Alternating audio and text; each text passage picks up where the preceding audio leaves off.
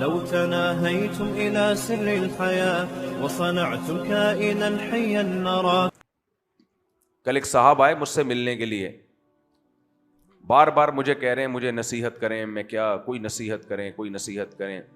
میں نے کہا یار بیانات تو ہوتے ہیں بس آپ اس میں بیٹھتے ہیں. نہیں مفتی صاحب کوئی نصیحت کریں. میں نے کہا جب آپ کہہ رہے ہو تو پھر یہ خیانت ہے کہ میں وہ نصیحت کروں، وہ نصیحت نہ کروں جو میں آپ کے لیے سب سے زیادہ ضروری سمجھتا ہوں. کیا خیال ہے؟ جب کوئی بندہ کہہ رہا ہے جو میرے اندر خامی ہو تو کوئی نصیحت کا یہ مطلب ہوتا ہے نا، میں اس سے یہ نصیحت کروں کہ علماء سے ملا کرو، یہ تو وہ تو مل رہا ہے آ کے، تو میں اسے نصیحت کروں داڑھی رکھو، وہ تو آلریڈی رکھی ہوئی ہے اس نے، تو میں کیا نصیحت کروں؟ نماز پڑھو، وہ تو میرے پیچھے نماز پڑھی بھی ہے اس نے. کہنا مجھے نصیحت کرے. میں نے کہا نصیحت پھر کر دوں، ناراض تو نہیں ہو گئے؟ کہہ رہا نہیں. میں نے کہا وزن کم کرو. میں نے کہا کیا کرو؟ بولو وزن. آپ کہہ سکتے ہیں کہ یہ کون سی نصیحت ہے؟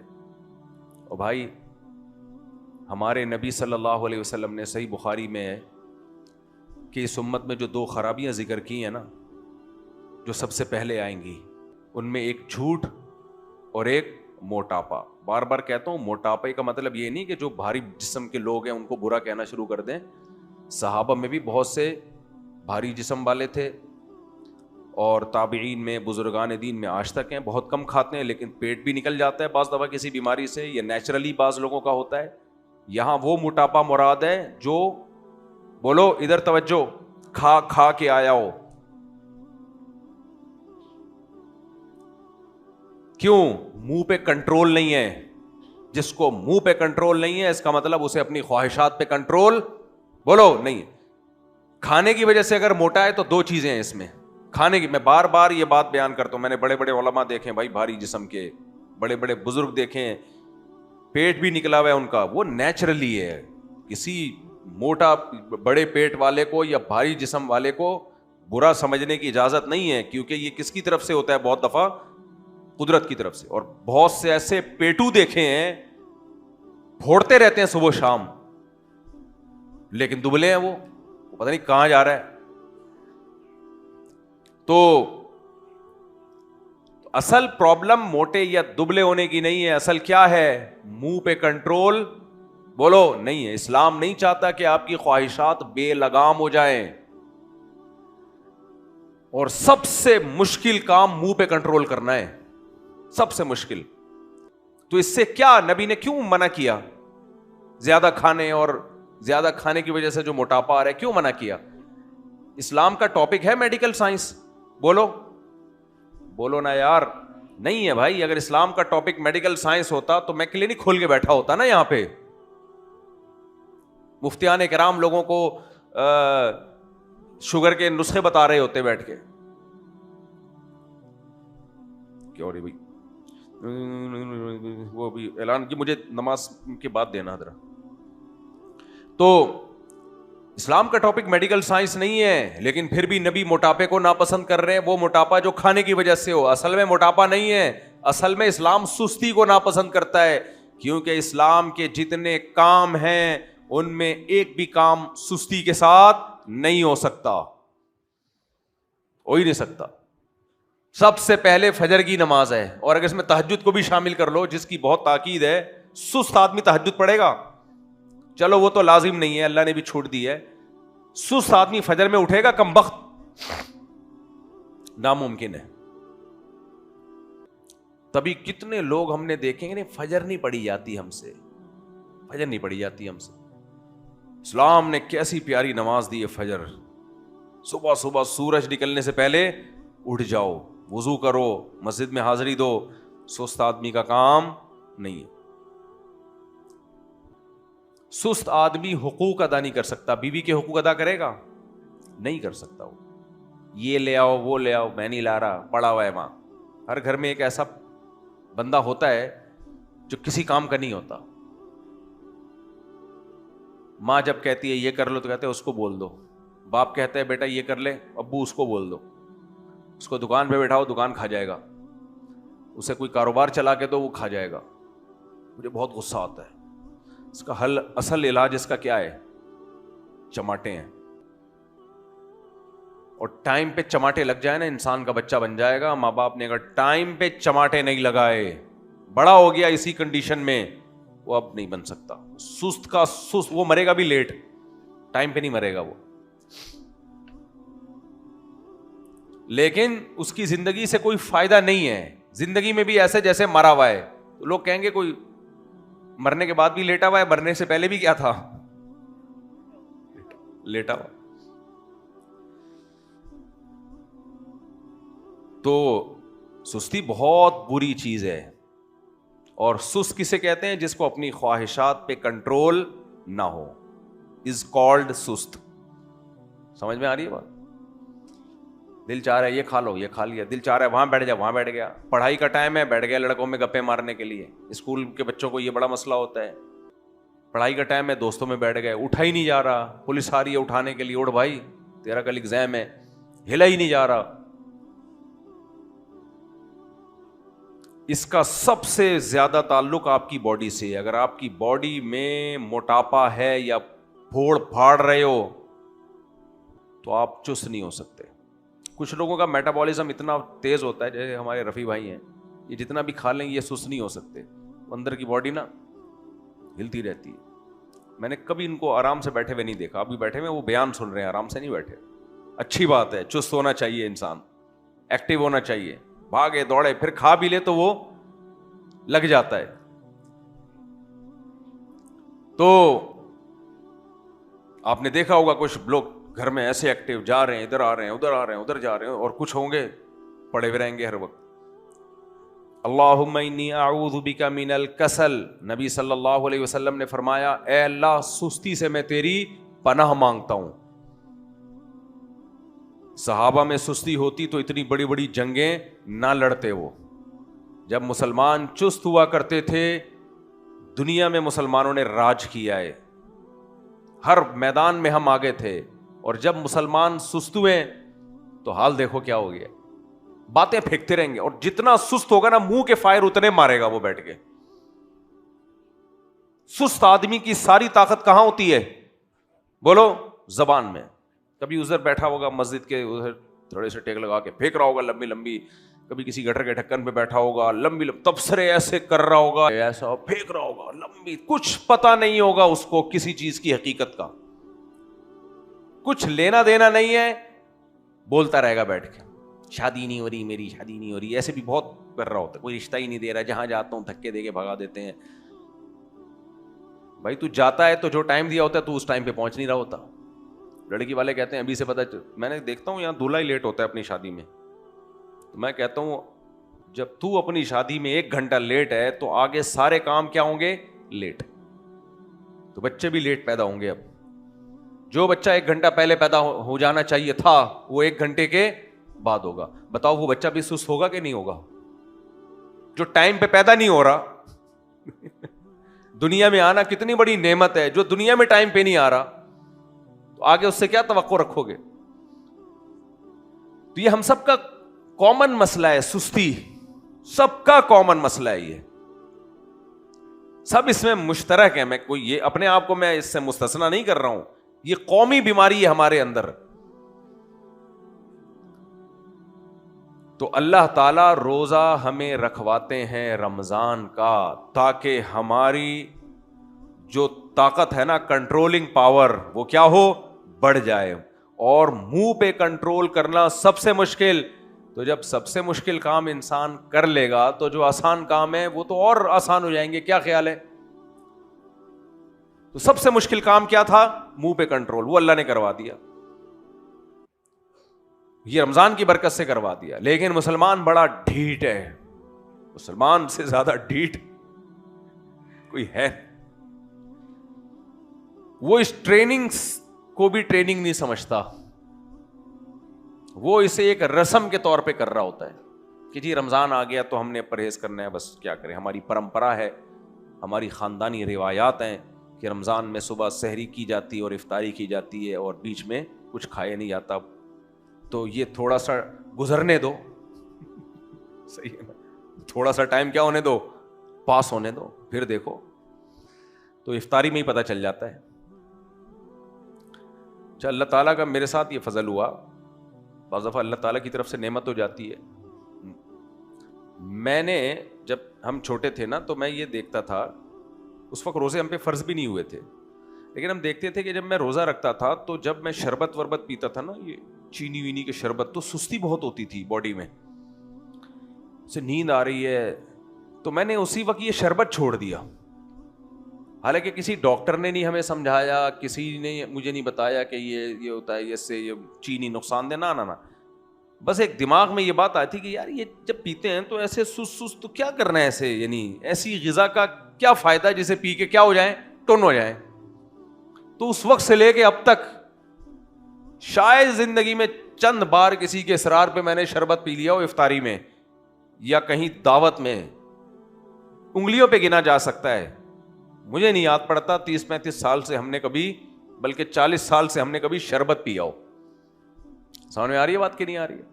نہیں آ رہی میرا خیال ہے. چھوڑ دو شربت. آپ کہو کہ میڈیکل سائنس کی باتیں ہمیں نہیں بتاؤ, میڈیکل نہیں, شریعت کی باتیں بتا رہا ہوں. جس چیز کے پینے سے سستی آتی ہو, اسلام اس کو پسند کرے گا؟ اسلام سستی پسند کرتا ہے, چستی پسند کرتا ہے؟ زیادہ کھانے سے سستی آتی ہے. اس لیے نبی صلی اللہ علیہ وسلم نے فرمایا برتنوں میں سب سے بدترین برتن جس کو بھرا جائے وہ انسان کا معدہ ہے. سب سے بدترین برتن جس کو بھرا جائے وہ کیا ہے؟ انسان کا معدہ.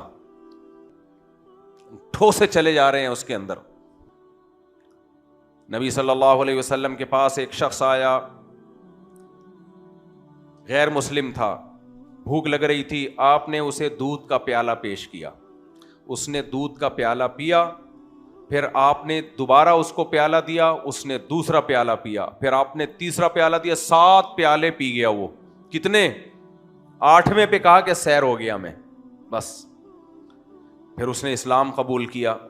اگلے دن دوبارہ آیا اسی کنڈیشن میں, آپ نے دودھ کا 1 پیالہ دیا, اس نے پیا, آپ نے دوسرا دیا, اس نے کہا سیر ہو گیا میں 1 میں.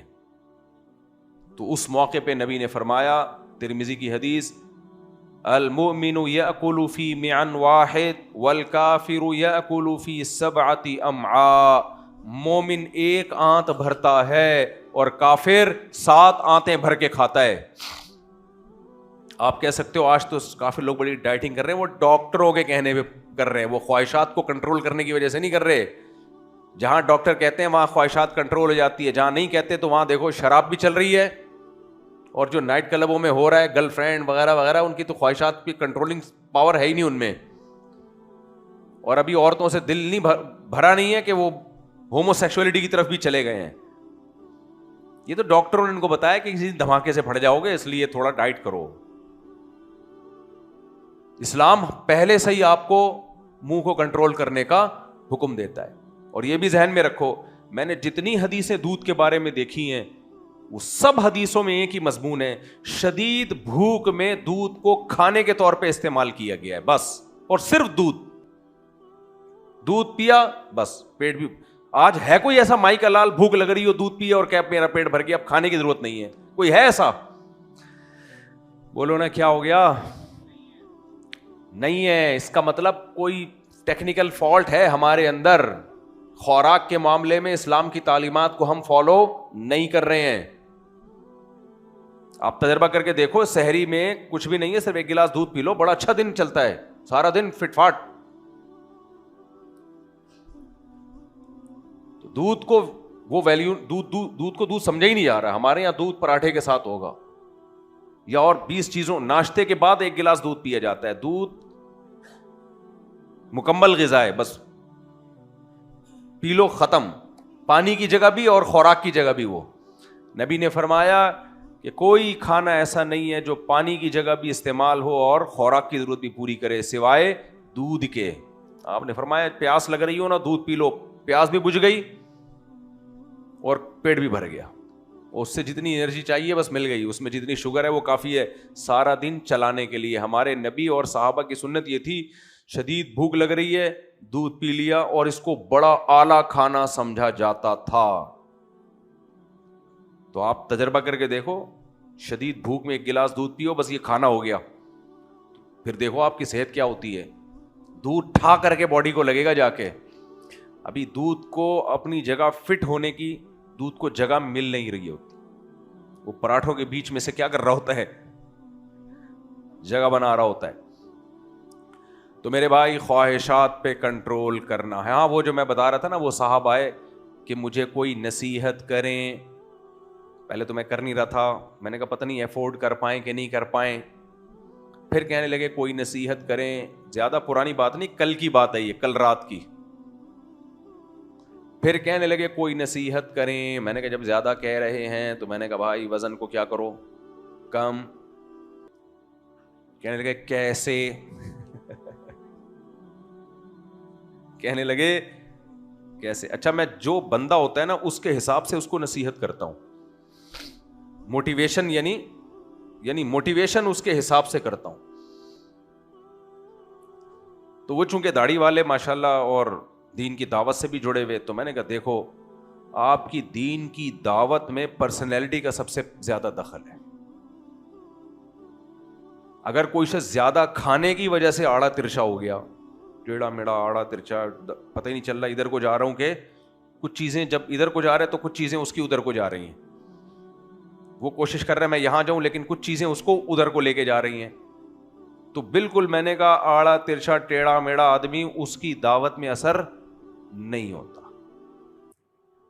تمام پیغمبر اللہ نے خوبصورت بنائے ہیں, اٹریکٹیو بنائے ہیں. شکل تو اللہ بناتا ہے وہ تو جیسی, لیکن باڈی تو اللہ نے آپ کو کنٹرول دیا ہے نا. زیادہ تر کچھ لوگوں کا نہیں ہوتا, وہ بیچارے میں نے بتایا قدرت کی طرف سے وزن زیادہ ہے, وہ تو ٹھیک ہے کوئی مسئلہ نہیں ہے. اپنے اختیار سے اپنے آپ کو بگاڑ دینا یہ اچھا کام نہیں ہے میرے بھائی, اللہ کو پسند نہیں ہے.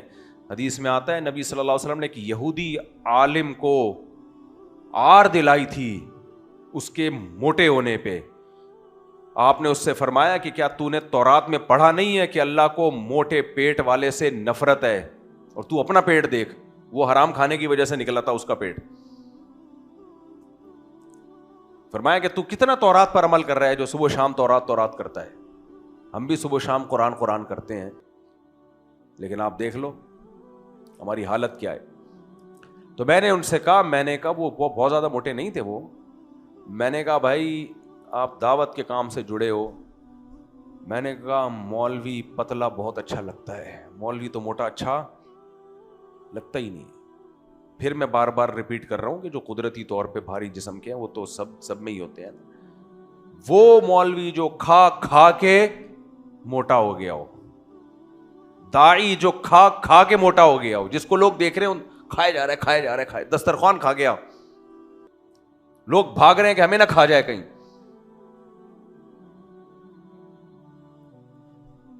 حضرت شیخ الحدیث مولانا زکریا رحمہ اللہ تعالی ایک دسترخوان پہ بیٹھے ہوئے تھے, تو بات چل رہی تھی, دیندار لوگ بیٹھے ہوئے تھے دائیں بائیں سب. تبلیغی جماعت میں آپ جاؤ نا, جو بزرگ ہیں اکابر ہیں بہت تھوڑا کھاتے ہیں, روزے رکھتے ہیں. ہر جماعت میں جو نیچے کا طبقہ ہوتا ہے نا وہ بدنام کرتا ہے کس کو؟ اوپر کے طبقے کو. جو جونیئر لوگ ہوتے ہیں نا وہ, کیونکہ ہم جیسے لوگ نکلے ہوئے ہوتے ہیں تو لوگ ان کو دیکھ کے کہتے ہیں کہ سارے ایسے ہوں گے. سارے ایسے نہیں ہیں بھائی, سارے ایسے نہیں. تو وہ واقعی دماغ سے نکل گیا, میں کیا کہہ رہا تھا. ہاں, حضرت شیخ الحدیث مولانا زکریا رحمہ اللہ تعالی کہیں مجلس میں بیٹھے ہوئے تھے, تو بحث چل پڑی کہ کھانے کے بعد میٹھا سنت ہے یا نہیں ہے. کافی دیر بحث ہوتی رہی, تو حضرت سے کہا کسی نے کہ حضرت آپ حدیث کے اتنے بڑے عالم ہیں, آپ شیخ الحدیث ہیں, آپ بتائیں کہ کھانے کے بعد میٹھا سنت ہے یا نہیں. انہوں نے فرمایا میاں کھانا ہی سنت نہیں ہے, فاقے کرنا سنت ہے. کھانے کے بعد میٹھا تو. اور حضرت شیخ الحدیث مولانا زکریا کا خود اس پر عمل بھی تھا, اس پہ. اب یہ نہ ہو کہ کسی کو زیادہ کھاتے ہوئے دیکھ لیں تو آپ بدگمان ہو رہے ہو کہ اس دن بیان میں تو یہ کر رہا تھا, ابھی 2 پراٹھے کھا گیا. ہو سکتا ہے وہ بیچارہ رات کو کھانا نہ کھایا اس نے. اچھی تعویل کر لینی چاہیے. ہم سیف گیم کھیلتے ہیں کہ آپ مجھے دیکھ لیں پراٹھے پھوڑتے ہوئے تو آپ بولو اس دن بیان تو کیا کر رہا تھا. بھائی ہو سکتا ہے رات کو کھانا نہ کھایا ہو, نہ دوپہر کھانا کھایا ہو, یہ ہو سکتا ہے. اور دوسری بات یہ کہ پھوڑ رہے ہیں نا, اپنے خرچے پہ پھوڑ رہے ہیں نا. یہ تھوڑی کہ میں 6 پراٹھے کھاؤں تو آپ کو بھی 6 پراٹھوں کی ترغیب دوں. بات تو صحیح کرے نا آدمی, کیا خیال ہے؟ عمل ہو نہ ہو بات وہ کرنی چاہیے جو ٹھیک ہو. تو اگر میں کر رہا ہوں تو میں بھی غلط کر رہا ہوں بھائی. اگر ہم غلط کچھ کر رہے ہیں تو وہ ہمارے کرنے سے وہ صحیح تھوڑی ہو جائے گا, وہ بھی غلط ہے. تو میں نے ان سے کہا, میں نے کہا تھوڑا سا کیا کریں. وہ کہنے لگے کیسے؟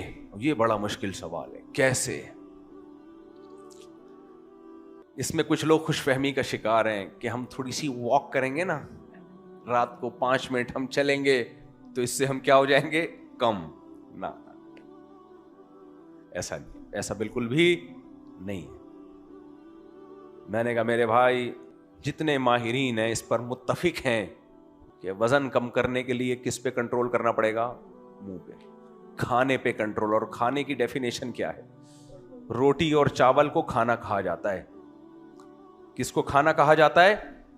یعنی جسے کھائے بغیر تسلی نہیں ہوتی. جائیدادیں کھا جاؤ پیٹ نہیں بھرتا, جب تک روٹی چاول نہیں کھاؤ گے تسلی نہیں ہوگی. میں نے کہا یہ چھوڑ دے, بے تکلف تھے اس لیے میں نے کہا یہ کیا کر دے. کہنے یہ نہیں چھوٹتا. میں نے کہا پھر دنیا چھوڑ دے میرے بھائی, تھوڑے دنوں میں دنیا خود ہی چھوڑ دے گا. چھوڑ دے گا مطلب کم کرو, اس کو چھوڑنا نہیں چاہیے, کم کرو. تو وہ تو ڈاکٹر بتائے گا نا, وہ ڈاکٹر سے جا کے پوچھو, ڈاکٹر بیٹھے ہوئے ہیں, وہ آپ پوچھو, وہ بتا دیں گے کیسے چھوڑا جاتا ہے. وہ میرا ٹاپک نہیں ہے, میں تو صرف یہ بتا رہا ہوں کہ منہ پہ کیا کرنا ہے, کنٹرول, اس کو کم کرو. پھر میں نے ان کو موٹیویشن کے لیے ایک بات کی. میں واقعی اس لیے سنا رہا ہوں کہ آپ کو بھی موٹیویشن ملے. میں نے کہا دیکھ میرے بھائی, ایک تو آپ کی دعوت میں اثر آئے گا. بندے کی پرسنالٹی نہ ہو تو اس کی بات کا اثر ہی نہیں ہوتا. اور اس کی دلیل تمام پیغمبر کیا تھے, خوبصورت, تاکہ ان کو لوگ سنیں ان کو. میں نے کہا دوسری بات یہ کہ جب آپ وزن کم کرو گے آپ کی باڈی اتنی ایکٹیو ہو جائے گی, آپ کو زندگی میں جینے کا مزہ آنا شروع ہو جائے. مزہ نہ آئے پیسے واپس. جن لوگوں نے بھی کھانے پہ کنٹرول کیا نا, دیکھو رمضان میں یہ تو ہم کیونکہ بہت کئی گھنٹے ہو جاتے ہیں نا فاسٹنگ میں, اس لیے تھوڑا سا باڈی ڈھیلی ڈھیلی ہوتی ہے. لیکن رمضان میں آدمی زیادہ ایکٹیو ہوتا ہے, بشرطے کہ افطاری میں پھوڑے نہیں کھائے, افطاری کرے. وہ تھوڑی سی سستی آتی ہے ہلکی پھلکی, اس کے بعد کیسا ایکٹیو ہوتا ہے. تراویح کے بعد کیسی باڈی ایکٹیو ہوتی ہے, ایک دم فٹ فاٹ. ہر لحاظ سے فائدہ ہی فائدہ ہے, ہر لحاظ سے فائدہ ہی فائدہ ہے. تو رمضان میں اللہ کیا کرتے ہیں, ہماری کنٹرولنگ پاور کو بڑھا دیتے ہیں, تھوڑی آنچ تیز کر دی جاتی ہے, ٹھیک ہے نا, جلدی پک جائیں ہم. لیکن میں نے جیسے بتایا ہم سے بڑا ڈھیٹ اس کائنات میں کوئی پیدا ہوا نہیں ہے. آپ رمضان سے پہلے اپنا ویٹ کرو اور چاند رات کو ویٹ کرو. مسجد میں جھوٹ نہیں بولوں گا, آپ کا وزن بڑھا ہوا ہوگا, کم نہیں ہوا ہوگا, وزن بڑھ گیا ہوگا. کیونکہ رمضان میں جتنا کھایا جاتا ہے, ترازو کے ایک پلڑے میں پورے سال کا کھانا رکھ دیا جائے اور دوسرے پلڑے میں صرف رمضان کا رکھ دیا جائے تو یہ رمضان کا پلڑا جھک جائے گا. کل میں کسی شاپ پہ گیا تھا, مجھے کچھ خریدنا تھا, تو اس جو چیزیں کھانے, یعنی وہ دکان کھانے کی نہیں تھی, اس نے بھی کھانے پینے کی چیزیں ڈالی ہوئی تھی.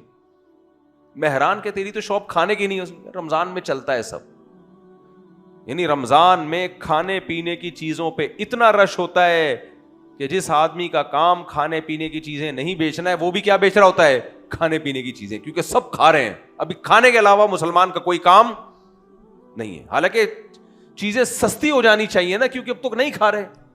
مہنگی ہوتی اس لیے کہ اب ڈبل کھا رہے ہیں. اللہ میاں نے دیکھو مغرب کی نماز بھی رکھ دی افطاری میں کہ کھاؤ. اچھا ایک بات یاد رکھو, جب ہم کھاتے ہیں نا تو ہماری باڈی کو ایک دھوکا ہوتا ہے. ڈاکٹر لوگ کہتے ہیں کہ جو شوگر آہستہ آہستہ ہمارے بلڈ میں آنا شروع ہوتی ہے, انرجی ملتی ہے ہمیں, وہ فوراً نہیں آ جاتی. تو ہم یہ سمجھ رہے ہوتے ہیں ابھی ہمیں پوری طاقت ملی نہیں, ہم کھائے جا رہے ہوتے ہیں. بھائی آپ چند نوالے کھا لیں گے نا, تھوڑی دیر کے بعد آپ کو لگے گا کہ پیٹ بھر گیا میرا. تبھی جو لوگ تھوڑا کھاتے ہیں پھر آ کے مغرب کی نماز پڑھتے ہیں, پھر جاتے ہیں تو بھوک ختم ہو چکی ہوتی ہے ان کی. میرا مقصد آپ کو یہ نہیں ہے کہ آپ کا پرہیز کروانا, آپ مت کھائیں, آپ اپنے خرچے پہ جتنا کھا رہے ہیں کھاتے رہیں, لیکن اتنا تو کرنا چاہیے کہ جو عادت پڑی ہے زبان کو کنٹرول کرنے کی, اس عادت کو برقرار رکھنا چاہیے. سمجھ میں آ رہی ہے بات کہ نہیں آ رہی ہے؟ اور یاد رکھو یہ جو ڈاکٹروں نے بیوقوف بنایا ہوا ہے نا, ایکچولی خوراک کی کمی, ایکچولی کھانا بہت ضروری, 3 ٹائم کھانا 4 ٹائم, یہ بالکل بیکار قسم کی بات ہے. یہ اسلام سے بھی میچ نہیں کرتی اور فطرت سے بھی میچ نہیں کرتی ہے. آپ کو جم میں باڈی بلڈنگ کر رہا ہوں, وہ اس کے اصول الگ ہیں, نارمل آدمی کی بات کر رہا ہوں میں. ہم نے خود گرمیوں کے روزوں میں تجربہ کیا ہے. گرمیوں کے روزوں میں جب کراچی میں کتنی شدید گرمی تھی, اب سحری میں دیر سے آنکھ کھلی ہے, 2 کھجوریں کھا لی, بس سارا دن چلتا ہے آدمی, اس سے فٹ فاٹ رہتا ہے.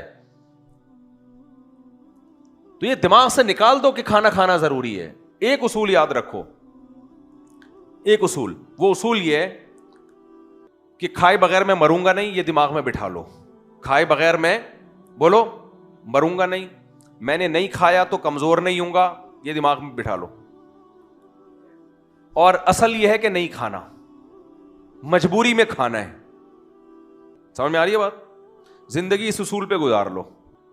اصل کیا ہے کہ کھانا, زندہ رہنے کے لیے نہیں کھانا ضروری ہے, یہ دماغ میں رکھ لو. جب تڑپنے لگو نا کہ یار گزارا نہیں ہو رہا, پھر کھا لو. ہمارا اصول بالکل مختلف, بہت زیادہ کھانا زندہ رہنے کے لیے ضروری. اصل یہ ہے کہ ہر وقت کچھ نہ کچھ کھانا ہی ہے. شدید مجبوری ہو تو چلو فی الحال, کیونکہ اب ڈکاریں اتنی آنا شروع ہو گئی ہیں اور دھماکے کے ساتھ پھٹنے کا خطرہ ہو گیا ہے, ہر طرف دھماکے ہی دھماکے, تو اب تھوڑا دیر کے لیے پرہیز کر لو تھوڑا سا. یہ نہیں ہے بھائی, اسلام کیا ہے, بالکل اس کے اپوزٹ ہے. شدید بھوک میں کھانا, اچھا کھانے میں بھی یہ جو اتنی ساری کچھ ہے نا, یہ نہیں ہے. نبی صلی اللہ علیہ وسلم کی خوراک میں دودھ ہے, کھجور ہے, گوشت ہے, اور کیا ہے, جو ہے, جو کی روٹی, بس 4 چیزوں پہ زندگی گزری ہے بھائی. سعودی عرب میں ایک کیس آیا تھا نا, بس یہ سنا کے بیان ختم کرتا ہوں. سعودی عرب میں طائف کی عدالت تھی, اس میں جج تھے بوڑھے, ہمارے استاذ ان سے ملے, انہوں نے کہا جج صاحب آپ کی زندگی میں کوئی انوکھا واقعہ آیا ہو تو آپ ہمیں بتائیں.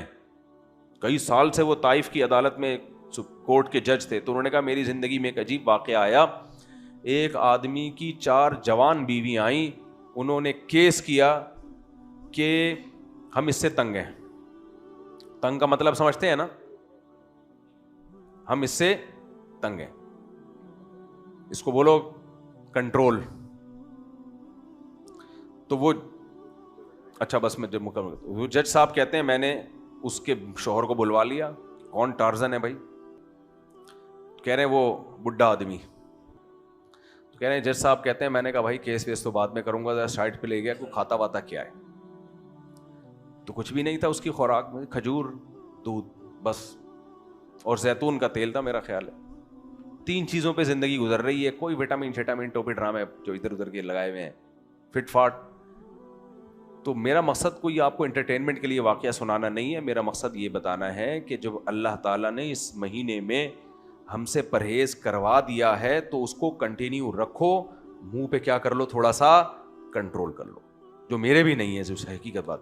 تو اس سے کیا کرنا ہے, جب منہ پہ کنٹرول, تو پھر آپ کو آپ کا دل یہ کہے گا یار جب منہ پہ کنٹرول کر لیا تو یہاں کنٹرول کرنا زیادہ آسان, یہاں بھی کنٹرول کر لو. کیا خیال ہے بھائی؟ پھر نماز بھی پڑھ لے. تو رمضان میں نا نیت کریں اپنی خواہشات کو کنٹرول کرنے کی پاور کو بڑھانا ہے, کیونکہ یہ بڑھ رہی ہے پاور, کیونکہ جو پاور استعمال ہوتی ہے وہ کم ہونے کے بجائے بڑھتی ہے. تو ہم جب کنٹرول کر رہے ہیں نا تو یہ طاقت آہستہ آہستہ کنٹرولنگ کی بڑھے گی. لیکن اگر ایک ہی دم سارے توڑ دیے ریکارڈ, اور وہ ایک دم ایسے جیسے کسی کو بھوکے کو 2 ٹائم کے بعد کھلائے تو پوری دیکھ کھا گیا, تو پھر کچھ نہیں ہوتا, پھر کوئی فائدہ نہیں. تو اس لیے نبی نے فرمایا بہت سے روزے داروں کو روزے میں بھوکا رہنے کے سوا کچھ بھی حاصل نہیں ہوتا, اور بہت سے تہجد گزاروں کو تہجد میں جاگنے کے سوا کچھ بھی حاصل نہیں ہوتا. تو اللہ ہمیں ان لوگوں میں شامل نہ کرے. وما علینا الا البلاغ. ہوا و حرص والا دل بدل دے, میرا غفلت میں ڈوبا دل بدل دے.